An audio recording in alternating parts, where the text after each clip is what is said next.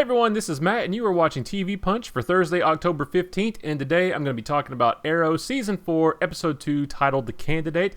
This episode, it was good. It was a little bit more low-key than the amazing season premiere we got, but that doesn't mean it was bad at all. It was actually really, really good. So I'm going to do things a little bit differently this time. I'm actually going to run through just a few things, just a few quick hits that I wanted to talk about, just some things that I made some observations about, and then I'll move into the major plot points that are going to move the story forward and that we're going to be dealing with for at least the next several episodes. So before I get into all this, be careful for spoilers. If you haven't watched the episode yet, pause this, go watch it, come back. You'll be glad you did. The first of these quick hit items that I want to talk about is somebody get Felicity and Diggle a code name. So we had a great opening sequence with Team Arrow taking out a team of ghosts, and Felicity was in the Arrow Cave, or the interim Arrow Cave, if you will. She, in the middle of the fight, she tells Oliver, I want a code name, which was, so it was a great little interaction between her and Oliver. We can see that he's a lot more lighthearted, which is exactly what they promised that we would get with this season. It was just some good interaction between the two of those. I liked seeing the lighter side of both of them, even though they were in the middle of a fight. That was really kind of nice and refreshing. Which leads me to my second quick hit of the roles in Team Arrow have completely reversed. So right now, it seems that Oliver is really the only sort of upbeat, positive member of the team. Everybody else is kind of dealing with their own stuff. You know, Felicity is being forced to lay off some people from Palmer Tech because they're out of money. They're losing money. They're not making money. So she has to get rid of several people. She doesn't want to do that. You've got Diggle, who's still mad at Oliver. Plus, he's dealing with Hive and what to do about Hive. He knows that Damien Dark is involved, but he tells Laurel that after 2 years of trying to find out about Hive, everything that he's researched has led to a dead end. He doesn't know quite how to handle that. I don't really know why he isn't telling Oliver about this. He says it's a family matter, but if you've been working on something for 2 years and it's related to the death of your brother or anybody close to you, why would you not tell the person closest to you? Although I guess really Oliver isn't very close to him right now, so maybe that's it. But it's a little weird. But Diggle going through some stuff, and then you've got Thea just going crazy because of the Lazarus Pit. She didn't really, it hadn't really occurred to me. She didn't really know what happened to her. She knew that she got hurt, that Raish really put a number over on her, but she didn't really know that she went to the Lazarus Pit and that she went through this big change. So Oliver revealed that to her this week. But yeah, I hadn't really thought about the fact that she didn't know what happened to her. So we are seeing the effects of that. Malcolm told us last season that if you go into the Lazarus Pit, you come out different, and we're seeing that. So we actually didn't see much of that last season. She seemed pretty normal, but we are definitely getting what they promised us now. She is going crazy, and I'll talk about that just a little bit more in a few minutes.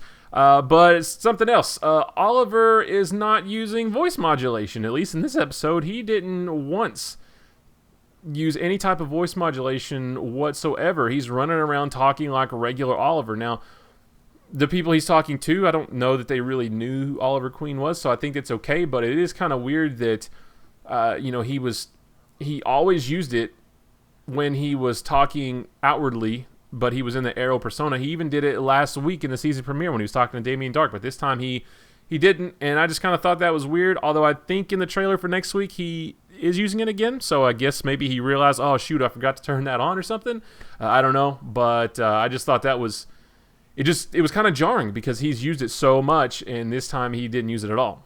I am sick to death of Captain Lance. I'm completely over him. I hope he's the one in the grave that we saw at the end of last week's episode. He just needs to get over it. Oliver and Team Arrow are very clearly trying to help him, trying to help the police, and he's not having it. I mean, I understand they didn't tell him about Sarah. I get it. And it looks like he's more or less buried the hatchet with Laurel. But why in the world, if you have a group of people who are willing to help you and are fully capable of doing so, why will you not allow them to help? I don't get it. I'm tired of his attitude. I'm tired of his roller coaster of emotions of being against Team Arrow and then working with him and then being down on him again and then kind of working with him and kind of not. I'm over it. Get rid of Captain Lance. I hate to say it. I really liked his character in Season 2, and I thought he made some good progression from Season 1 to Season 2. I really liked that a lot, but I have no use for him anymore. And then the last quick hit that I want to talk about is Flashback Oliver got a haircut. Which is kind of weird seeing short-haired Oliver in the flashback, because now he looks like modern-day Oliver, and that was a great way for us to differentiate between the two. Not that we can't tell anyway, but the one thing I'm confused about is by the time they rescue him from the island, which would be at the end of Season 5, so we've still got a couple years to go on that, he's all long-haired, scraggly, big beard and everything, so I guess he's gonna, I guess there's time in 2 years for all that to grow out, but I wasn't expecting it. Stephen Amell tweeted that this episode was gonna see the end of a long-standing foe of the show, if you will, and this was it. So he's short-haired Oliver on the island, short-haired flashback Oliver, and it kind of looks a little bit weird. All right, so on to the major plot points that we hit on this week that are going to carry us into the next several episodes. We get to meet Jessica Danforth. She is played by Jerry Ryan. So this character is an old friend of Moira's. She swoops into town because she's going to run for mayor of Star City, much to the protest of Oliver and Thea and pretty much everybody else who knows anything about Star City. The last 3 mayors have been killed, and I like that they acknowledge that, because it would have been really easy for the writers to just have sort of glossed over that, to just kind of, well, just to not bring it up, just to let her run for mayor. But it's very obvious the last 3 mayors have died, and they really put a lot of emphasis on that, and they use that as a reason for somebody not to run for mayor. I really like that. I think that's smart writing. I think that's being aware of your environment and the world that you've created. So I like that they really brought that up, and that was a big plot point. She runs for mayor. She's running for mayor. She's running unopposed. While she's running for mayor, her daughter gets kidnapped by Anarchy, and I'll talk more about him in a minute. But she stays strong and true, and she says, I'm not going to back down from this, basically. But at the end of the episode, when they do get her daughter back, she actually does back down. So I guess we're only going to see her for just this one episode. I thought she was actually going to be maybe a recurring character, and maybe she will be. I don't really see, if she's not going to run for mayor anymore, I don't really see what the purpose of having her around is, so she may not hang around. I'm not sure. But that plot point, her backing down for being mayor, leads us to the next plot point, which is Oliver decides to run for mayor, which is really cool, because that's straight out of the comic books. I actually was wondering about this since Season 2 when Moira declared her candidacy for mayor. I was wondering if Oliver was ever going to throw his hat into the ring for that. Again, it's straight out of the comic books. I even brought this up at an Arrow fan panel at DragonCon. I think it was last year. Just kind of asked the panelists what they thought, if they thought Oliver would ever do that.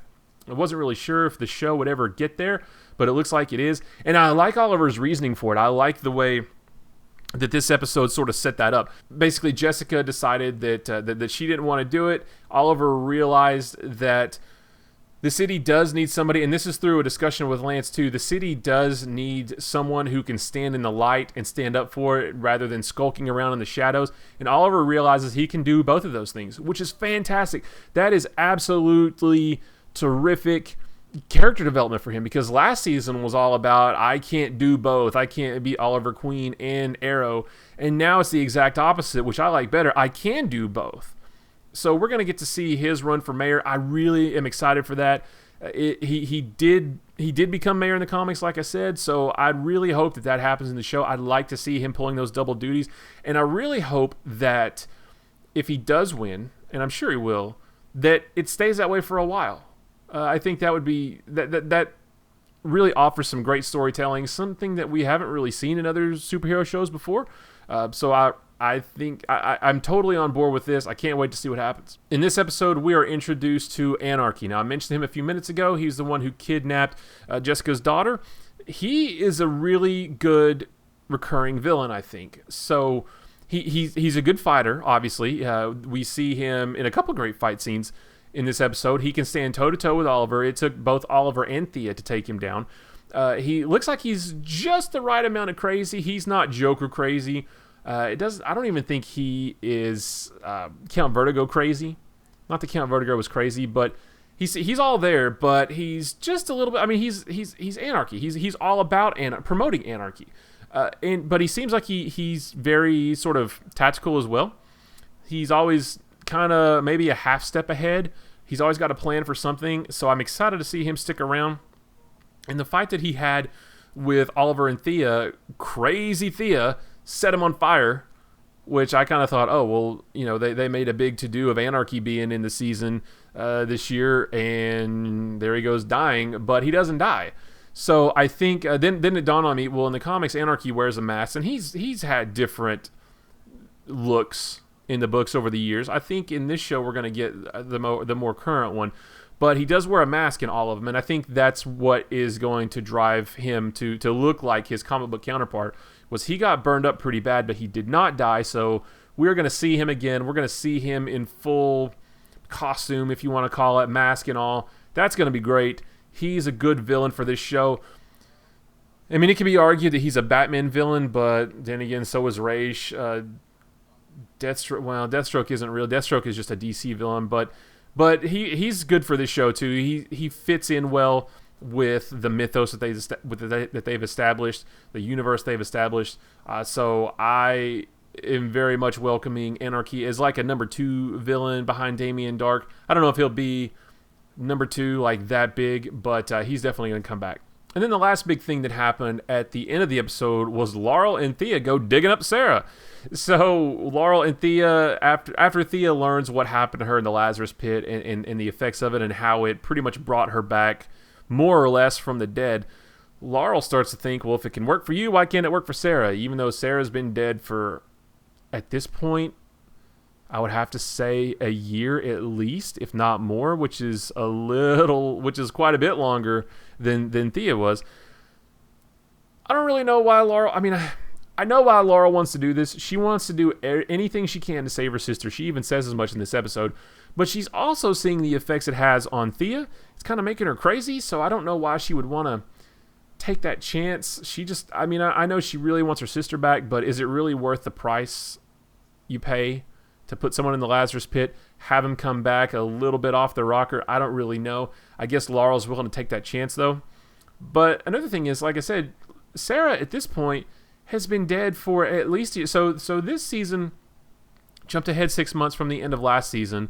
And then last season, if it took place over the course of a year, that's like a year and a half that Sarah's been dead. There's no guarantee that this is even going to work. I mean, we know that it will, because obviously Sarah's going to be in Legends of Tomorrow. We've seen bits and pieces of the Season 4 trailer where she does come back thanks to the help of Constantine. But at this point, Laurel doesn't know that. So it just seems pretty crazy that she would say, hey, let's go dig up my dead sister who's been dead for a year and a half and dunk her in this pit and see what happens. That's what they're going to do, and we know the outcomes, although we don't know what Sarah's going to act like. So that's what I'm really interested to see once she comes back. I don't think she's coming back until episode 4 or maybe 5. I know Constantine was originally scheduled to show up in episode 4, but that got bumped back to number 5. So it may be then when we see Sarah. I don't really know. But I'm excited to see how she reacts if she comes back pretty normal at first like Thea did, if she's instantly crazy. But another thing about this is that Team Arrow is still keeping secrets from each other, and that is so annoying. Have they not learned, after working together for 4 years now, or this is the 4th year, they really shouldn't hide anything from each other? So Diggle's not telling them about Hive. Laurel's not telling them about digging up Sarah. Oliver still isn't coming clean with them about all of the mysticism that he has seen and everything that he's witnessed that Damien Dark is now doing. He's still not being completely honest with them. It's really, really annoying. Like, if that's the one thing, that's probably the one thing about the show that still really bothers me. Everything else, I love it, and I love the show. It's probably my favorite show on TV, but that's the one constant that just continuously bugs me to no end, is that they're supposed to be this tight-knit team, but they don't open up. They don't tell each other everything. I hope to see that change.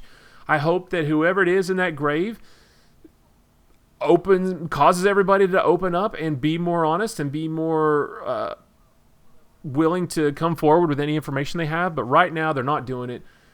That's really frustrating, but that doesn't ruin the enjoyment of the show. This was another great episode. Again, it wasn't the slam bang awesome season premiere, but season premieres are supposed to, set the bar pretty high, and then it kind of levels off, and that's what this one did. Kind of feel like the Arrow and the Flash swap places. Like, the Flash didn't have the greatest season premiere. Episode 2 was phenomenal, and this is the reverse. The season premiere was fantastic, and this one was just really, really good. So not to take anything away from it, but it did kind of taper off a little bit, and that's fine. We have a whole season worth of stuff to go. They've got to set up some more things to come. I'm on board for it. I'm going to be doing videos about every single one of those. So if you want to see those, be sure to subscribe by clicking the button below. You can check it out at youtube.com/nerdpunch. Of course, we're also on Twitter, Twitch, and Facebook, all of those /nerdpunch. And you can go to nerdpunch.com to see all the other cool stuff that we are posting online. You can also go there to check our schedule of upcoming videos. But that's it, guys. Until next time, thanks for watching, and I'll talk to you guys later. See ya.